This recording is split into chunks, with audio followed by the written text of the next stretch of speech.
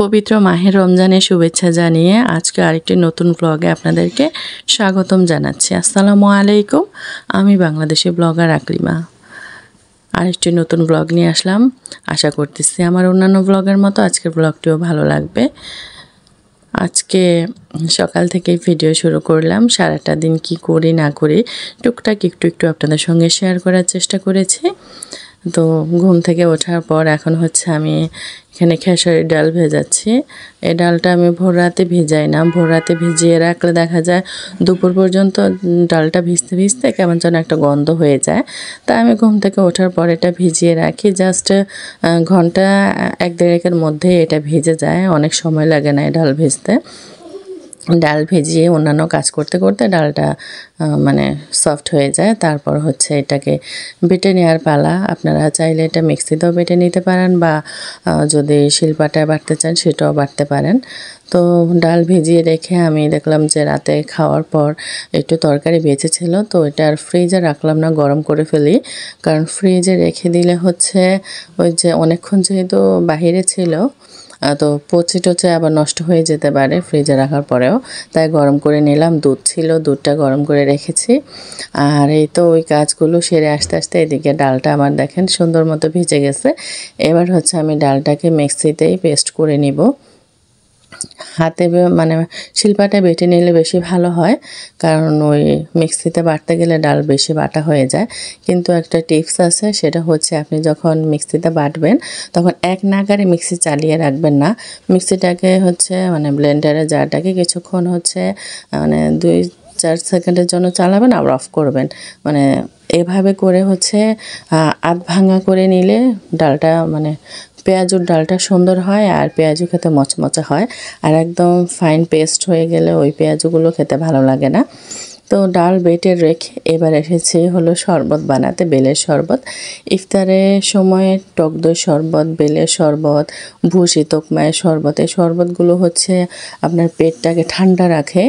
এবার হচ্ছে দই বসাতে পারিনি, কারণ দইয়ের বীজ ছিল না ঘরে, আর বীজ নেই বলে দইও বসাতে পারিনি। তো বসাবো ইনশাল্লাহ।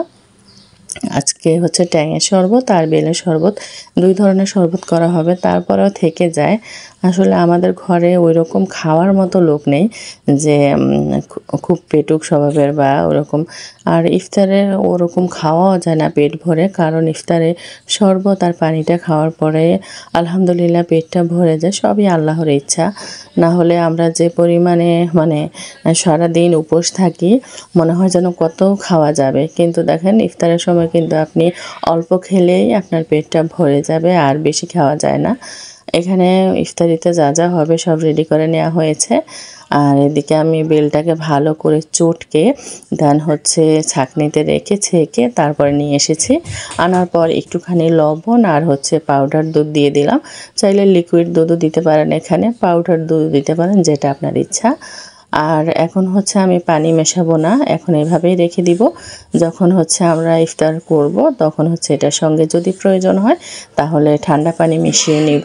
আর চিনিটা দিলাম না, কারণ চিনি আমার আম্মু খেতে পারে না। আমার আম্মু খাওয়ার পর তারপর হচ্ছে বাকিটার সঙ্গে চিনি মিশিয়ে যারা আছে সবাই খাবে আর কি। তো বেলের শরবত বানিয়ে রাখলাম। এবার হচ্ছে মাখিয়ে রাখবো হচ্ছে আপনার বেসনটা মানে ভাজাভাজি করার প্রায় 1-1.5 ঘন্টা আগে মেখে রাখার চেষ্টা করবেন। এতে হচ্ছে মানে বেসনটা ভালোভাবে হচ্ছে সেট হয়, আর মানে যে কোনো কিছু ভাজাভাজি করলে সুন্দর হয়, মচমচে ফুলকো হয় আর কি। তো এখানে আমি যা যা মশলা ছিল ঘরে সবই দিয়েছি, কারণ বেসনটা যদি সুন্দর না হয় আপনার কোনো কিছুই খেতে স্বাদ লাগবে না। আলু চপ, বেগুনি, ডিম চপ এগুলো যেহেতু বেসন দিয়ে ভাজতে হবে তাই বেসনটা সুন্দর হওয়া জরুরি। আমি এখানে বেসনটাকে আগের দিন চেলে রেখেছিলাম, কারণ বেসনের সঙ্গে অনেক থাকে, ময়লা থাকে, মানে ডাল ভাঙার পর ভাঙা ডালের টুকরো থাকে, তারপরে হচ্ছে আপনার দলা দলা হয়ে থাকে। চেলে নিলে বেসনটা সুন্দর স্মুথ হয়ে যায়, গোলানোর পর সুন্দর হয়। আমি এখানে আদা রসুন বাটা, তারপরে হলুদ, মরিচ, গরম মশলা, জিরে এগুলো দিয়েছি। আর দিয়েছি হচ্ছে এখানে 2 চামচের মতো কর্নফ্লাওয়ার দিলে বেসনটা সুন্দর হয়, মানে ভাজাভাজি করলে অনেকক্ষণ পর্যন্ত মচমচা থাকে। এবার হচ্ছে এই যে দেখেন আমি থিকনেসটা দেখিয়ে দিচ্ছি কতটা আর কি পাতলা বা ঘন রাখবেন। আপনারা একটা আঙুল ডুবানোর পর দেখবেন যে আঙুলের মধ্যে একটা প্রলেপ পড়েছে বেসনের, তাহলে বুঝবেন যে বেসনটা ঠিকঠাকভাবে গোলানো হয়ে গেছে। এবার বেসনটাকে রেখে দিয়েছি রেস্টে 1-1.5 ঘন্টার জন্য। এই ফাঁকে আমি হচ্ছে দেখিয়ে দিলাম আজকে আমাদের কি রান্না হয়েছে। আজকে তেমন কিছু রান্না হয়নি, শুধু গরুর মাংসটাই আর কি রান্না করা হয়েছে। কারণ 2-3 পদ রান্না করলে ওগুলো হচ্ছে পড়ে পড়ে ফ্রিজে নষ্টই হয়, খাওয়া আর হয় না। তাই শুধু গরু গোশটা রান্না হয়েছে। আর এখানে আমি পেঁয়াজগুলো ভাজা শুরু করে দিয়েছি।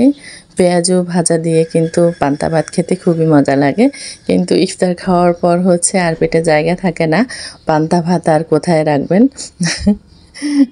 আপনাদের ভাইয়া কিন্তু পেঁয়াজু দিয়ে ছোলা দিয়ে ভাত খেতে ভালোবাসে। এছাড়াও গরম ভাত এবং ডাল দিয়ে পেঁয়াজু দিয়ে খেতে কিন্তু দারুণ লাগে। সঙ্গে এক টুকরা লেবু নিয়ে নিলে তার কথাই নেই, আর কোনো তরকারির প্রয়োজন হবে না, শুধুমাত্র এই পেঁয়াজু ভাজা ডাল আর লেবু দিয়ে আপনার ভাত খাওয়া হয়ে যাবে যদি আপনি খেতে ভালোবাসেন। আর পান্তা ভাতের সঙ্গে তো যাই, ভর্তা, পেঁয়াজু, পান্তা ভাত। তো কথা বলতে বলতে আমার কিন্তু পেঁয়াজ অলরেডি অনেকগুলো ভাজা হয়ে গেছে, আর অল্প কিছু রয়েছে। সে কয়টা ভাজার পর হচ্ছে ডিম চপ ভাজা শুরু করব। আসলে রোজার দিনে ভাজাভাজি করতে ভালোই লাগে, কিন্তু এটা খুবই আনহেলদি, মানে শরীরের জন্য খুবই খারাপ। তারপরেও এটা না হলেই চলে না, মানে আমাদের ঘরে হচ্ছে এক একজন এক এক রকমভাবে খায়। আপনাদের ভাইয়া, আমার ভাই, ওরা হচ্ছে এই মুড়ি মাখা ছাড়া ওরা অন্য কিছু খেতে চায় না, তাই হচ্ছে অল্প হলেও বানাতেই হয় রেগুলার। আর দেখেন আমার পেঁয়াজগুলো মাশাল্লাহ করে খুবই সুন্দর হয়েছে, ওপরে একদম মচমচে, আর এই যে ভিতরটা সুন্দর নরম, একদম ধোয়া ধোয়া ওঠা পেঁয়াজু। এগুলো রোজা রেখে এগুলো ভাজাভাজি করা খুবই কষ্টের কাজ, মানে মন চায় যেন গরম গরম তুলেই খেয়ে নিই ভাজাভাজি করার সময়। বাট ওই যে আল্লাহর ভয় মনে কাজ করে, তাই হচ্ছে ইচ্ছা হলেও খাওয়া যায় না। না হলে যে সবাই খেয়ে নিই, তো শুধুমাত্র আল্লাহর জন্য যে কাজটা আমরা করতেছি মন থেকে, সেটা যেন প্রপারভাবে হয়, সেজন্য নিজেকে সংযত রাখা এই খাবার থেকে। এবার হচ্ছে আমি ডিম চপগুলো ভেজে নিচ্ছি। আর আমার ট্রাইপডটা ছোট, তো তাই আমি চুলার পাশে হচ্ছে ট্রাইপডটা সেট করে ভিডিও করতে পারি না, দেখা যায় হাতে ধরে নিতে হয়, না হলে হচ্ছে মোড়া টোড়ার মধ্যে রেখে ভিডিও করতে হয়, যার কারণে আমি রান্নার ভিডিও করতে খুব আনকমফোর্টেবল ফিল করি।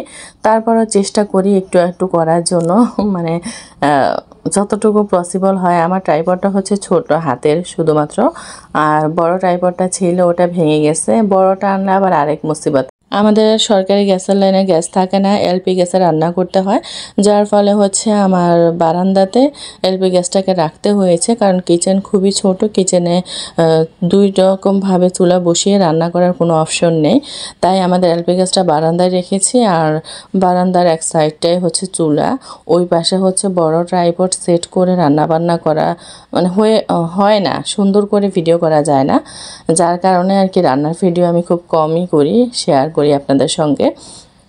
তো আজকে হলো ছোট ট্রাইপডটা একটা মোড়া বসিয়ে মোড়ার উপরে ছোট ট্রাইপডটা রেখে তারপর একটু একটু করে আপনাদের জন্য শ্যুট করেছি। আর এই তো আমাদের ভাজাভুজি সব কিছু শেষ, আলহামদুলিল্লাহ। আজকের প্রথম রমজান সুন্দরভাবেই আর কি আজকে আমরা সবাই মিলে ইফতার করলাম। ভিডিও তো শেয়ার করতেছি পরে, এখনও হচ্ছে আজান দেয়নি। সবাই মিলে একসঙ্গে বসে ইফতার করার মজাটাই অন্যরকম। সবাই একসঙ্গে গোল হয়ে বসে মুড়ি মাখিয়ে তারপরে একসঙ্গে খাওয়া, গল্প করা সত্যি অসাধারণ লাগে মুহূর্তগুলো। রমজান মাস আসলে আমার এই জন্যই খুব ভালো লাগে, মানে সবাই একসঙ্গে বসে সেহরি খাওয়া হয়, ইফতার করা হয়।